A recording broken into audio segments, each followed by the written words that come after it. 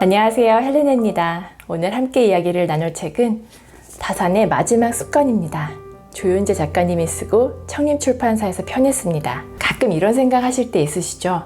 나 지금 잘 살고 있는 거 맞나? 누구나 살다 보면 삶을 돌아보는 순간이 찾아옵니다. 그럴 때마다 그래, 잘하고 있어. 그리고 앞으로는 이렇게 하면 참 좋겠다 라고 더 나은 사람으로 성장할 수 있도록 가르침을 주는 사람이 있으면 참 좋겠더라고요. 그런 사람이 모두의 곁에 있기는 어려운데요. 대신 이렇게 책을 읽으면서 내가 잘해온 게 맞는지, 부족한 부분은 뭔지, 앞으로는 어떻게 생각하며 살아야 하는지 깨달을 수 있습니다. 오늘 소개해드리는 다산 정약용도 그랬습니다. 60의 나이에 그동안 배워왔던 공부를 다 비우고 처음부터 채우려고 소학이라는 책을 읽었습니다. 정약용은 젊은 나이에 높은 벼슬까지 오르는 성공을 맛보았지만 당파 싸움과 질투로 인해 모든 걸 잃게 됩니다. 셋째형 정약종은 사형을 당했고 둘째형 정약정과 함께 귀향을 가게 되죠. 18년간의 긴 귀향살이를 마치고 집으로 돌아와서 소학을 선택한 이유는 과연 뭘까요? 정약용이 쓴 자찬 묘지명을 보면요. 내 나이 60, 한갑자를 다시 만난 시간을 견뎠다. 나의 삶은 모두 그르침에 대한 뉘우침으로 지낸 세월이었다. 이제 지난 날을 거두어 정리하고 다시 시작하고자 한다.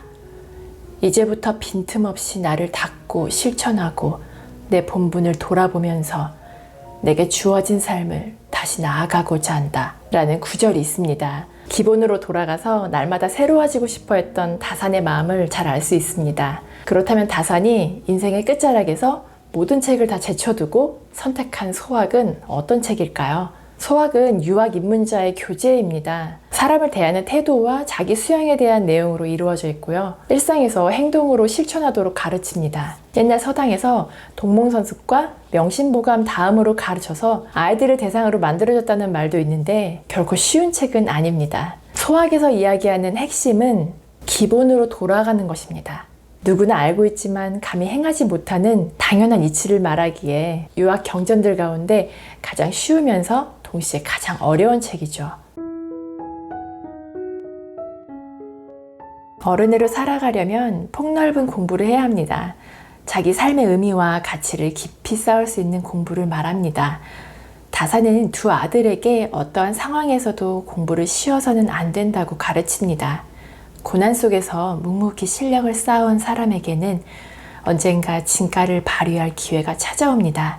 평범한 일상이 쌓여 비범해졌을 때 우리는 위대하다고 말하죠.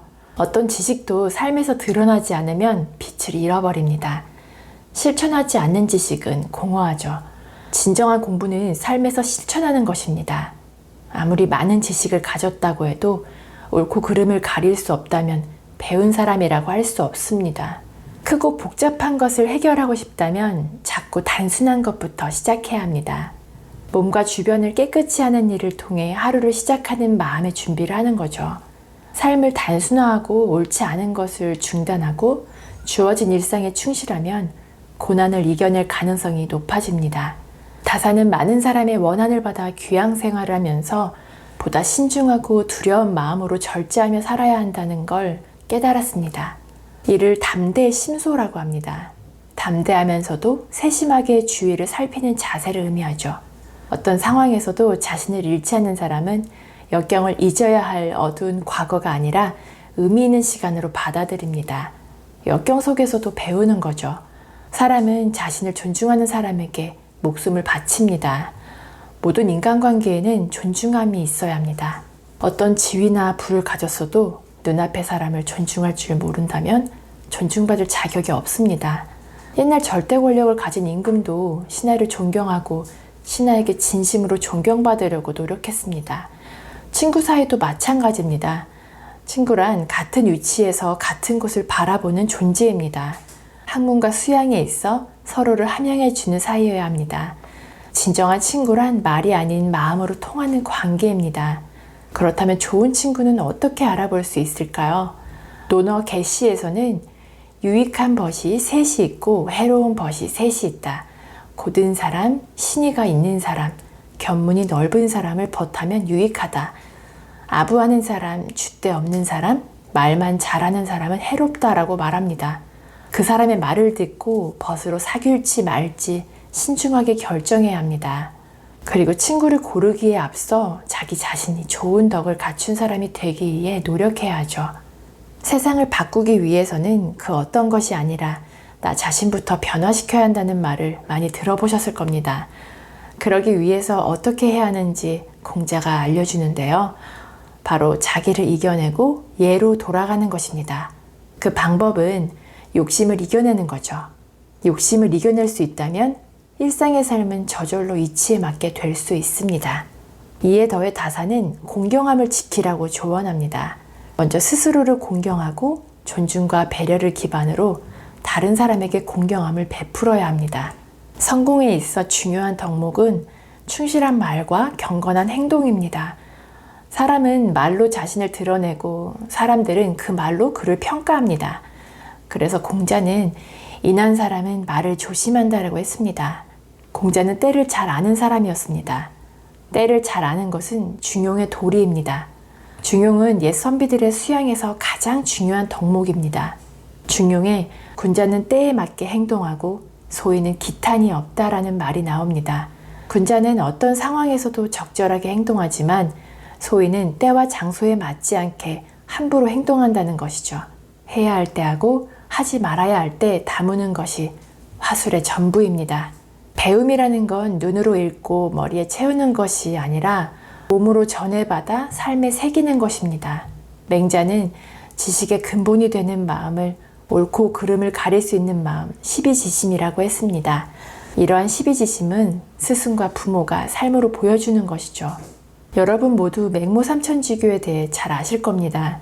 맹자의 어머니가 맹자를 교육하기 위해 무덤과 시장 그리고 학교 근처로 3번의 이사를 한 이야기죠. 환경이 자녀에게 어떤 영향을 주는지 잘 알려줍니다. 어린 아이들은 스스로 바른 것을 찾아볼 수 있는 능력이 부족하므로 올바른 것을 보고 따르게 하는 것은 부모의 몫입니다. 맹자의 어머니와 관련된 또 다른 이야기가 있습니다. 맹자의 옆집에서 돼지를 잡았을 때 맹자가 어머니에게 돼지를 잡아서 무엇을 하려고 하냐고 묻자 너에게 주력을 잡는다는 농담을 하고 곧 후회했습니다. 이제 막 알기 시작한 어린아이를 속이는 것은 불신을 가르치는 일이라 생각하고 곧바로 돼지고기를 사서 맹자를 먹였습니다. 맹모 삼천지교보다 더 중요한 교훈이 담겨 있죠. 부모는 아이에게 올바른 태도와 정직한 모습을 보여야 합니다. 다사는 맹자의 어머니처럼 이사하며 아이들에게 좋은 환경을 조성해 주지는 못했습니다.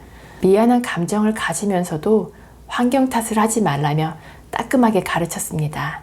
사람이 성숙해지는 데 있어 환경이 영향을 미치지만 환경에 휘둘리거나 환경을 이겨내고 학문을 이루는 것은 자신의 몫이라고 엄격히 말했습니다. 어느 부모든 내 자녀가 잘 되길 바랍니다. 그래서 더 많은 지식과 재산을 물려주기 위해 힘쓰죠.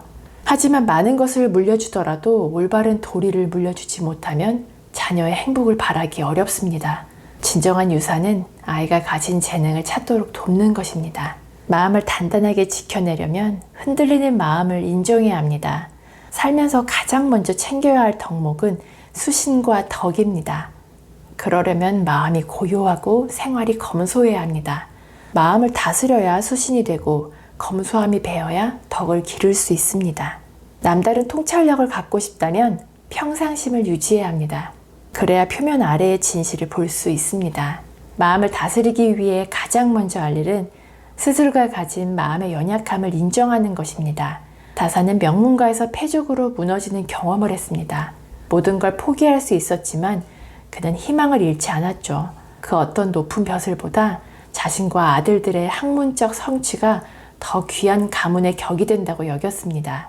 높이 오르고 싶다면 일상의 바닥에서부터 한 걸음씩 올라가야 합니다.